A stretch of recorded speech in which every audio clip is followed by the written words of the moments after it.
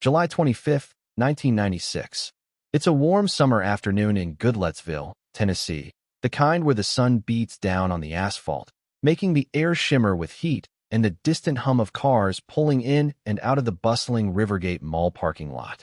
You can almost feel the sticky humidity clinging to your skin, hear the faint chatter of shoppers unloading bags, and smell the faint exhaust from idling engines. Amid all that ordinary chaos, a young mother steps out of her car with her little girl, just another routine trip to the mall. But in a split second, everything changes. That little girl, barely 3 years old, vanishes without a trace, right there in broad daylight.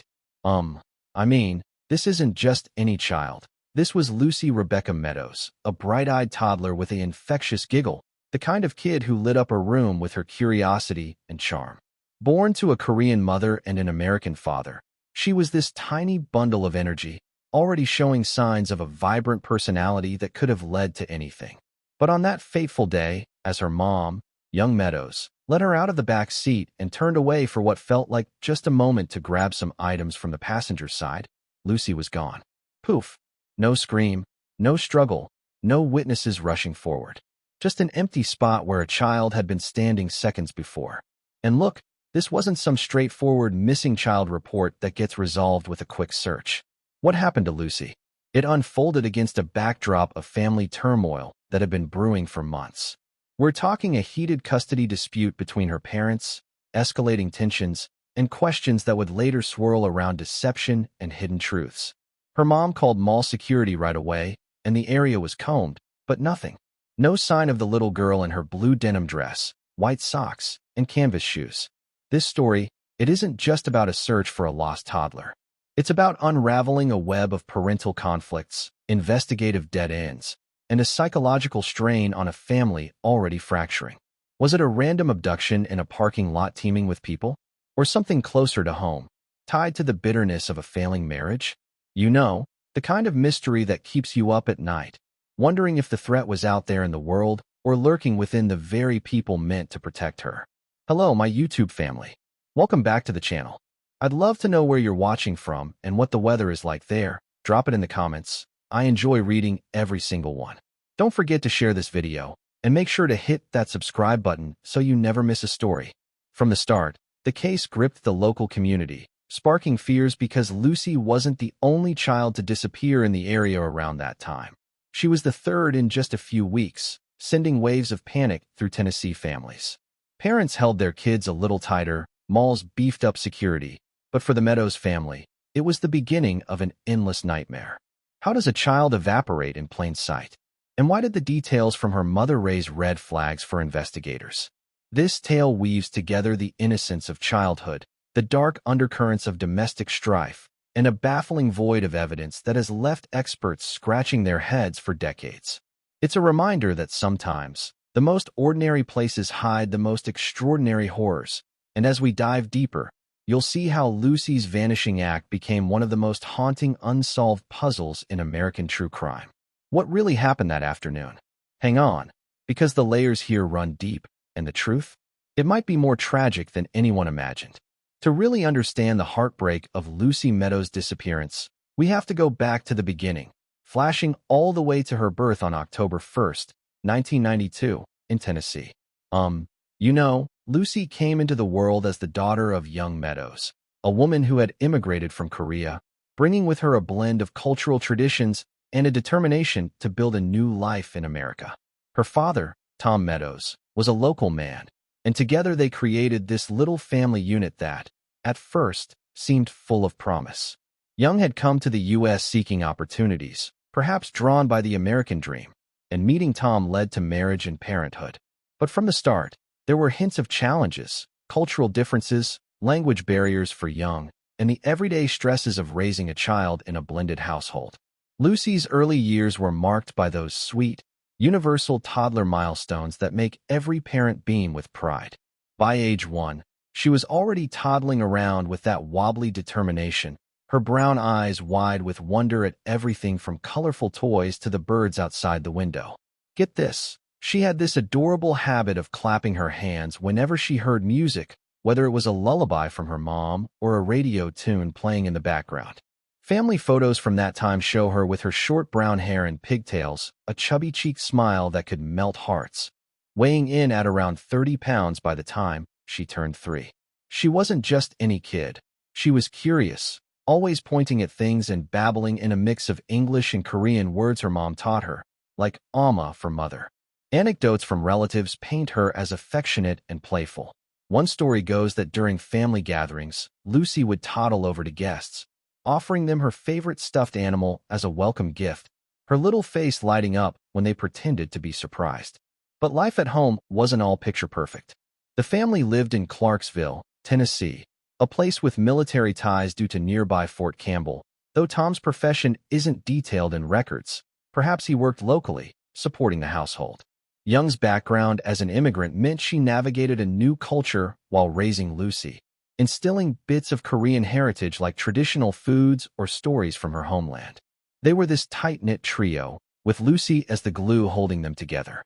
Key events shaped their dynamics. The marriage started strong, but by the time Lucy was a toddler, cracks appeared. Reports later revealed underlying tensions, perhaps financial strains or cultural clashes, leading to arguments that escalated over time. Family dynamics played a huge role here. Lucy had an older relative, a family member who was 12 at the time, living nearby or involved, who would later provide a chilling account. But in those early days, it was about the bond between parents and child. Tom was described as a devoted dad, the kind who would scoop Lucy up for piggyback rides, making her squeal with laughter. Young, as the primary caregiver, was hands-on, teaching Lucy basic words and ensuring she was dressed neatly, like in that blue denim dress she wore on her last day. Supportive anecdotes abound. Neighbors recalled seeing Lucy playing in the yard, waving hello with unbridled enthusiasm, her white socks often grass-stained from adventures. One touching memory from a family interview years later. Tom spoke of how Lucy loved being read to, curling up on his lap with picture books about animals, her favorites being stories with happy endings. As Lucy grew, her personal escalation was in those innocent childhood pursuits. By age 2, she was stringing sentences together, showing a spark of intelligence that hinted at a bright future. Maybe she'd grow up to be a teacher, an artist, or anything her heart desired. The family attended local events, perhaps small outings like the one that turned tragic, where Lucy would point excitedly at displays. But contrasting this early promise is the looming downfall, the custody dispute that began simmering in the months before her disappearance. Records show the parents' relationship deteriorating, with talks of separation. Young and Tom were heading toward divorce, and Lucy, at the center, became a pawn in the bitterness. It's heartbreaking to think of, this little girl, full of potential, caught in adult conflicts she couldn't understand. Despite the tensions, there were moments of joy. Family outings to parks, where Lucy would chase butterflies, her canvas shoes kicking up dirt, or quiet evenings at home with homemade meals blending Korean and American flavors. Young's ambitions for her daughter were evident. As an immigrant mom, she poured love into nurturing Lucy's curiosity, perhaps dreaming of her succeeding in ways she hadn't. Tom's side showed in his protective nature, wanting stability for his child. But as the disputes grew, the home environment shifted from warm to strained, with arguments that likely left young Lucy confused. Statistics from child welfare reports around that era highlight how custody battles can impact kids. Over 50% of divorces in the 90s involved children under 5, often leading to emotional turmoil. For Lucy, this backdrop set the stage for tragedy, contrasting her innocent milestones with the adult world's complications. Looking back, it's that dramatic irony. A child on the cusp of preschool adventures, her life seemingly laid out with endless possibilities, only to be overshadowed by the very people who loved her most. What a foundation for the mystery that would unfold. Now, to grasp how Lucy's story took such a dark turn, we have to zero in on the key event that marked the shift, the escalating custody dispute between her parents in the months leading up to July 1996. On the surface, it started as what might seem like a typical marital breakdown. Arguments over parenting, finances, perhaps cultural differences, but it quickly morphed into something far more intense, a legal battle that put little Lucy right in the middle. This wasn't some wild party or glamorous gathering like in other stories. It was the innocuous setup of everyday family life, the kind of domestic routine that feels safe and predictable, contrasting sharply with the chaos that followed. The immediate aftermath was a noticeable change in the household dynamics. As the dispute heated up, Young and Tom began living separately, or at least the tension made the home feel fractured. Lucy, at just 3, started showing subtle signs of distress, perhaps clinging more to her mom during visits or becoming quieter during family interactions. Loved ones noticed the shift. Relatives later recalled how the once bubbly toddler seemed withdrawn at times, her big brown eyes reflecting confusion amid the raised voices. Tom, in a 2001 interview, hinted at the strain, saying he just wanted closure for his daughter's sake. But back then, he was fighting for custody, believing he could provide stability. Escalating symptoms of the crisis played out in the family's behaviors. Young's actions became more guarded. She was the primary caregiver, but the stress of the dispute led to isolation, perhaps avoiding certain family members. Avoidance behaviors crept in, skipped gatherings, tense phone calls. For Lucy, the distress might have manifested in small ways, like trouble sleeping or less enthusiasm for play, though details are sparse since she was so young. The family circle felt the impact. That 12-year-old relative, possibly a cousin or half-sibling, witnessed scenes that stuck with them, later reporting in 2000 for a haunting memory from the night before the disappearance. Partial revelations came through in snippets during the dispute. Young confided in some about the pressures, hinting at fears that Tom might take Lucy away, without full details of the threats or specifics. Tom, on his end, expressed concerns about Young's parenting, but again, no outright confessions of danger. It was all veiled, whispers of he's trying to take her, or she's not stable, leaving everyone in uncertainty. Was the threat real, like a potential parental abduction, or amplified by the emotional turmoil of divorce? The ongoing strain on the family was palpable, a living nightmare of uncertainty. Young, as an immigrant navigating the U.S. legal system, felt overwhelmed, her cooperation waning as accusations flew. Tom pushed for resolution, but the back and forth created a toxic environment. Nobody knew for sure if the crisis was just marital or something more sinister brewing. Relatives tried to mediate, but the divide deepened. Pose those unanswered questions. What exactly was said in those closed-door arguments? Did Lucy sense the danger closing in? Witness quotes add authenticity. The family member in 2004 told police, "I saw Lucy wrapped in a blanket on the living room floor, adults shouting her name. She looked as if she could have been dead." But investigations found no proof, leaving it as a chilling hint. The custody papers, filed amid rising paranoia on both sides, showed how the battle escalated, with each parent fearing loss. For the circle, it was exhausting. Constant worry if Lucy was safe amid the tug-of-war. It's the kind of progressive buildup that sustains suspense, from seemingly normal disagreements to a point where every interaction felt loaded with potential disaster. What did that night before hold? The mystery centers here, teasing without revealing, building tension toward the inevitable. Even as the custody dispute cast a shadow over the Meadows family, there were ongoing pursuits that offered glimmers of hope and normalcy for little Lucy. Despite the turmoil, Young continued her role as a dedicated mom, focusing on Lucy's early development, enrolling her in simple playgroups or planning for preschool, ambitions that any parent holds for their child. These were the temporary highs, moments where the family pushed through, like weekend outings to local parks where Lucy could run free, her laughter cutting through the tension. Initial successes shone through. Lucy hitting milestones like potty training or learning new words, impressing relatives with her quick wit. For a brief time, it seemed like the work of maintaining family unity was paying off, with Young and Tom perhaps attending joint events for Lucy's sake, creating a facade of stability. But then came the major breakdown, a trigger event that shattered any illusion of control.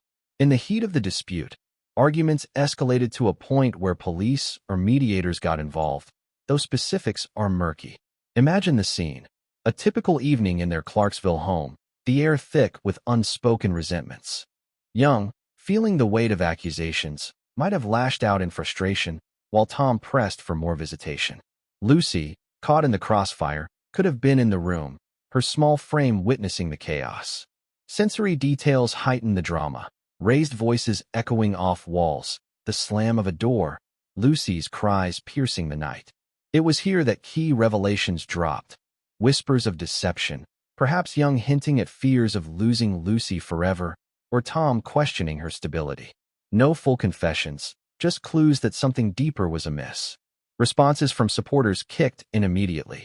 Relatives stepped up, offering advice like seek counseling or involve child services to de-escalate.